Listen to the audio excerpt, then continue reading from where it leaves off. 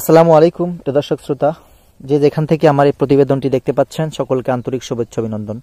দেখেন কচিকাঁচা ঘাস দেখিয়ে শুরু করলাম আপনাদের। এই ঘাসটা হচ্ছে ইন্দোনেশিয়ান স্মার্ট নেপিয়ার ঘাস, যেটা 22 থেকে 25% প্রোটিন সমৃদ্ধ ঘাস।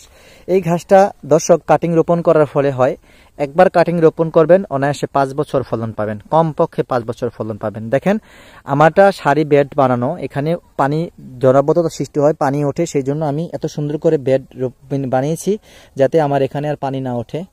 দেখেন আমি এখন রোপণ করেছি, ঘাসটা হয়ে যাচ্ছে, 5 বছর পর্যন্ত অনায়াসে ফলন পাবো ইনশাল্লাহ। আপনি যদি ঘাসটা রোপণ করে না থাকেন আপনার গবাদি পশু পালনের ক্ষেত্রে, আমি আবারও বলবো ঘাসটা রোপণ করেন।